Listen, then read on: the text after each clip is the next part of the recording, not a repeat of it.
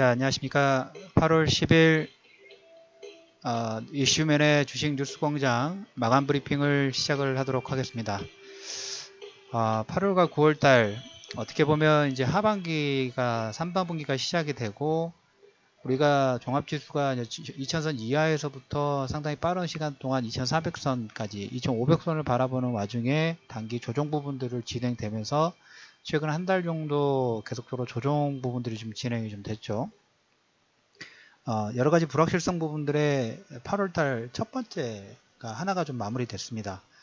하나가 마무리되면서 오늘 장중에 그 매매 부분들의 핵심의 키워드를 딱 한마디로 한번 정리를 한다 하면 개인 투자자들의 투자 심리를 흔드는 방법, 만약에 입장 바꿔서 내가 만약에 세력이라든지 기관 투자가 되든지 외국인 투자자라면 투자 심리를 어떻게 개인 투자자들을 현혹을 시키고 흔들을까 라는 궁금증에 가장 기본적으로 쉽게 할 수 있는 방법 중에 하나가 전저점을 깨는 파동.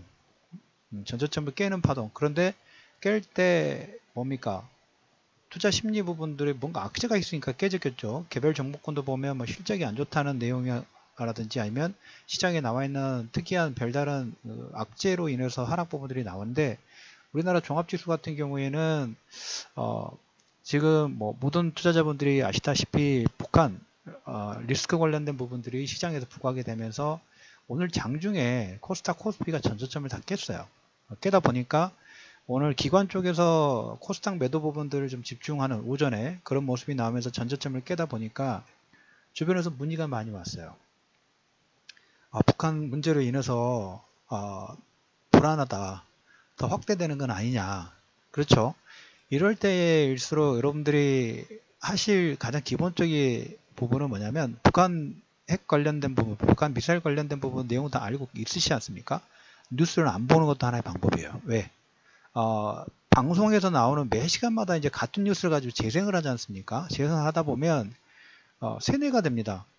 처음에는 물론 우리가 이제 여기서 아침에 말씀드렸던 것이 극한치까지 가게 되면 꺾인다고 말씀을 좀 드렸죠. 극한치 가다 보면 꺾이는데 자, 지금 북한 관련된 부분들이 물론 이번 달 말에 을지훈련까지 있기는 합니다만은 괌 얘기까지 나왔죠. 괌 얘기가 나와서 거기에 트럼프가 먼저 분노와 화염이라는 그런 단어를 써가지고 반격을 했고 여기에 북한은 그런 괌 사격 부분들을 준비를 하겠다. 을지훈련 때문에 그 준비를 하겠다고 말씀드려요. 8월 달에 계속 그 상태로 말씀드려요. 서로의 대화라든지 아니면 주도권을 가져가기 위해서 계속 기싸움 부분들을 하고 있는데 자 우리가 한번 전쟁 우리가 잘하는 부분들은 아니지만 괌 사격 부분들까지 간다 치면 지금 그것 때문에 지금 우리가 불안심이 커졌죠. 그 이상 나올 게 있을까요? 그 이상 나오면 그것은 어떻게 보면 국지전의 가능성 부분들이 좀 있죠. 국지전까지 있는데 그렇다 보니까 오늘 외국인들은 그러면 우리가 가장 기본적으로 쉽게 생각했을 때 오늘 아침에도 말씀드렸다시피 외국인들은 그러면 우리나라 지수를 팔까 매수할까? 우리보다 정보력이 더 많은 외국인 투자자들은 국지전의 가능성을 더 크게 볼까? 아니면 괌 사격 부분들에 대해서 불안 심리 부분 더 크게 가질까라고 우리가 가장 기본적으로 보실 수가 있겠죠. 자, 그러면 그런 포지션이 보인다 하면 외국인들이 매도를 했는가라는 관점에서 우리가 가장 기본적으로 좀 볼 수가 있겠죠. 가장 기본적으로 봤을 때 화면에 우리가 이제 오늘 투자자 매매 현황을 보면 외국인들이 1,600억 정도로 매도를 하긴 했어요. 오늘 연기금이 매수가 들어오긴 했지만 외국인이 1,600억 정도 매도를 하겠는데 어디를 제일 많이 매도를 했나 했더니 역시 전기전자예요. 1,600억 중에 1,300억을 전기전자 쪽에 매도를 하고 계속적으로 말씀드렸던 화학도 500억 정도 사고 철강금속도 130억 사고 그 다음에 가장 이런 리스크 부분들이 민감한 건 어딜까요? 금융섹터죠. 심플하게 우리가 너무 복잡하게 생각하지 말고 우리가 전제 조건을 깔아둡시다. 외국인들은 우리보다 더 많은 정보력과 더 많은 확률 부분들을 계산하기 때문에 어떻게 움직이냐를 조금 맞힐 수는 없겠지만 대략적으로 생각해 볼 수가 있겠죠.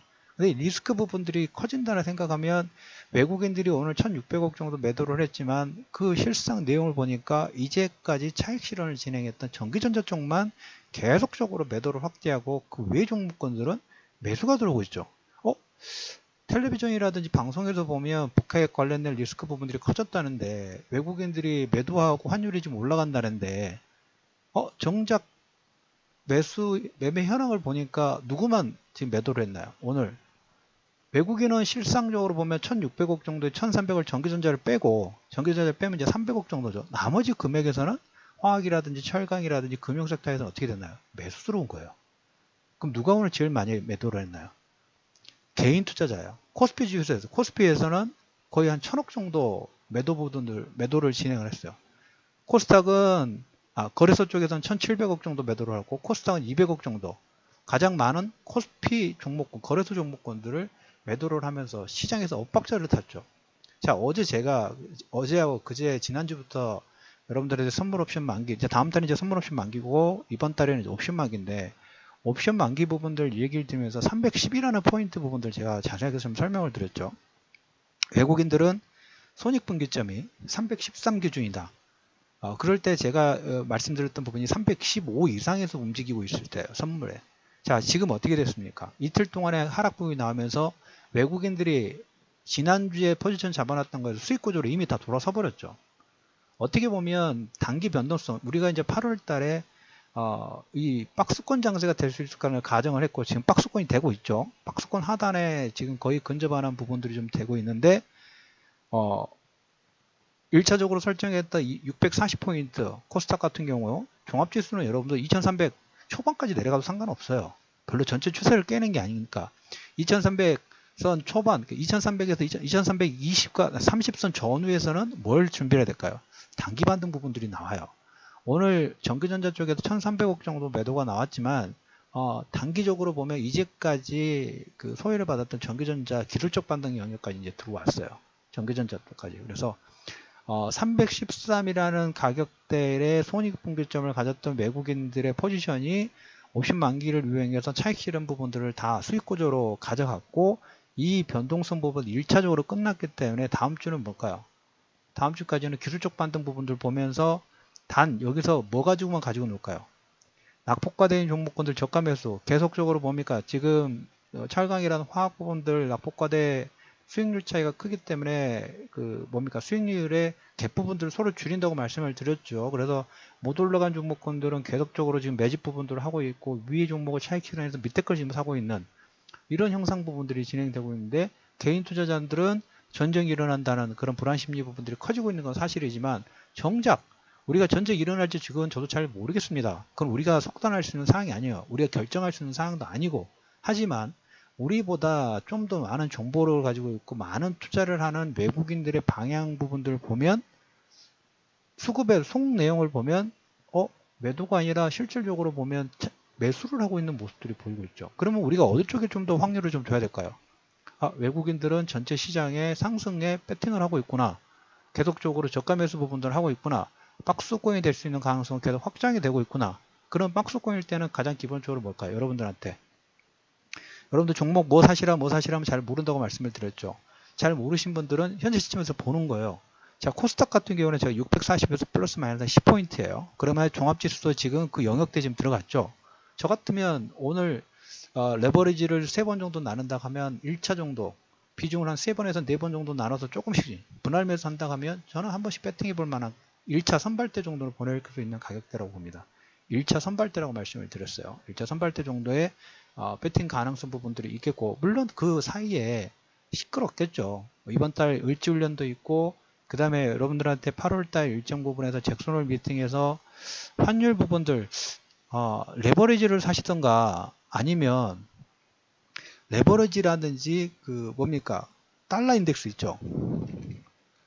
달러 인덱스도 괜찮은 것 같아요. 달러 인덱스도 매수 부분들이 가능하지 않을까 좀 싶어요. 달러 인덱스도 매수 가능한 영역 부분들로 들어왔어요. 제가 오버슈팅 나왔다고 그랬죠. 유로는 너무 과하게 강세 부분들 나왔고 그리고 그 뭡니까 22 테이퍼링 관련된 부분들이 선반영이 어느 정도 끝났어요. 그러면 이제 시장에서는 물론 이제 그 테이퍼링의 강도라든지 속도 부분이 가장 중요한데 시장에서는 테이퍼링이 될 거라는 부분들로 인해서 유로가 강세가 오버슈팅이 나왔고 막상 시장에서는 그게 될 가능성에 극한치까지 갔죠. 그럼 뭘까요? 만약 발표가 나오면 거기서부터 또 끝나는 것일 수도 있을 것 같아요. 최근 우리가 전쟁 관련된 부분들이 계속적으로 커지면서 삼성전자가 실적에 대한 서프라이즈로 극한치까지 갔다가 꺾이는 것처럼 지금도 보면 제가 그 미사일 관련된 부분들이 괌 이상 나올 게 없을 것 같아요. 여기서 너무 최고치, 그 불안 심리의 최고치 부분들이 되지 않을까 하는 생각 부분들을 가집니다. 그러면 우리는 반대 포지션 부분들을 고민해 볼 필요가 있을 거 아닙니까? 그래서 저는 시장 레버리지하고 달러 인덱스 정도는 우리가 관심권을 두셔도 되지 않을까 라는 코멘트를 좀 드려보도록 하겠고, 그 다음에 이제 어떻게 보면 이번 하락 파동 부분들은 두 가지 의미 부분들을 가지고 있어요. 첫 번째, 전기전자 쪽의 차익 실현 부분들을 상당히 외국인들이 집중적으로 매도를 진행을 하면서 지수의 변동성 부분들을 키웠고, 두 번째, 지수의 변동성을 키우면서 마침 옵션 만기일 부분들이 있기 때문에 그게 북한 관련된 이슈로 변동성을 키우면서 파생 쪽에서도 또 수익을 거두는, 그러니까 IT 쪽 차익 실현하면서 수익 거두고 환차익하고 주가 차익 챙기고 그 다음에 파생 통해서 또 파생 차익 부분을 챙기고, 그럼 다음 달에 이제 선물 옵션 동시에 만기했으니까 그때까지 계속적으로 이렇게 꼬리가 몸통 흔드는 장세 부분들이 진행이 되겠죠. 그래서 뭡니까? 외국인들이 계속적으로 관심권을 두는 섹터, 그리고 코스닥도 보면 낙폭 부분들이 좀 컸기 때문에 이제까지 하락 부분에서 기술적 반등 부분이 나올 수 있는 영역대에 들어갔다는 의미로 보셔야 돼요. 그래서 오늘 장중에 문의 부분들이 왔을 때 이제라도 그 하락이 크니까 여기서 현금화를 해야 되지 않을까 라는 뭐 비중 부분들을 또 줄여야 되지 않을까 하는 그런 고민 부분들을 좀 토로를 하셨어요. 그 덕분에 오늘 코스피에 뭐 1000억 이상 정도의 개인 투자자의 물량 자체가 털리긴 했지만 아니죠. 역으로는 지금 가장 기본적으로 여기서 반등이 나오면 낙폭과대에 따라서 변동성이 컸기 때문에 기술적 반등 부분도 좀 더 드라마틱하게 나올 수가 있는 가능성을 일단 열어두실 필요가 있어요. 그래서 강한 종목군에 일단 매수 종목 들어가야 되고, 지금 8월 이제 초 10일 정도 됐는데 아직까지 본격적으로 보면 코스닥 종목군들 실적 부분들이 뭐 몇몇 종목군들이 나오기는 하지만 본격적으로는 이제 뭡니까 이달 중하순 정도부터 계속 나오죠. 그래서 개별 종목군들 관심권을 두실 필요가 있어요. 그 다음에 대형주 쪽은 계속 철강, 화학 이쪽 경기 민감주 섹터 부분들 관심권을 두실 필요가 있고, 그래서 오늘 여러분들 만기일 하나 끝났습니다. 또 한 10일 정도 뒤면 을지훈련 때문에 또 시끄럽겠죠. 계속적으로 여러분들한테 말씀드리는 부분이 하나 뭐냐면 단기 소음일 가능성이 있다. 그리고 처음에 말씀을 드렸던 것처럼 외인의 매도가 많이 나온 것 같지만 전기전자 쪽에만 집중이 되고 나머지 섹터는 연기금도 오늘도 매수가 좀 조금씩 들어오기 시작했죠. 저가 매수 부분들이 좀 들어오기 시작했어요. 왜? 운영본부장이 아직까지 결제가 된 건 아니지만 그래도 펀드 그 자체적으로 가지고 있는 하도급을 줬던 자산관리의 체인지 부분들이 마무리가 되는 걸로 지금 보이고 있습니다. 그래서 연기금 쪽에서도 저가 매수가 좀 들어올 테니까 낙폭 부분들이 컸고 북한 관련된 부분들의 리스크 크다고 해가지고 시장을 소외를 하는 게 아니라 저는 지금부터는 더 예의주시하실 필요가 있다고 봐요. 왜? 레버리지를 관심권을 좀 둘 타이밍이 점점 가까워지는데 레버리지에 분할 매수 부분들 하면 선발대 정도 보내도 될까? 달러 인덱스가 반등이 나올 것 같은데 달러 인덱스도 관심권을 둬야 되지 않을까? 라는 시장에서 일반 개인 투자자들이 방송을 보면서 계속적으로 북한 리스크 부분들이 확대되는 걸로 불안 심리 부분들이 커지는데 저는 엇박자로 역발상으로 매수 관점, 관심권, 저가 매수 부분들의 관심권을 두실 필요가 있지 않느냐라는 코멘트로 오늘 마감 전략 부분들을 마무리하도록 하겠습니다. 자, 오늘 마무리 잘 하시고요. 오늘 보니까 입추 이후에 공기가 확실히 좀 바뀌었다고 말씀을 좀 드렸습니다.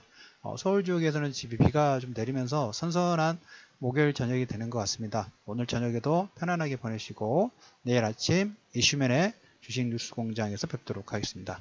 자, 좋아요 클릭 부분하고 그 다음에 구독하기 버튼 많이 해주시고 내일 아침에 뵙도록 하겠습니다. 자, 수고하셨습니다.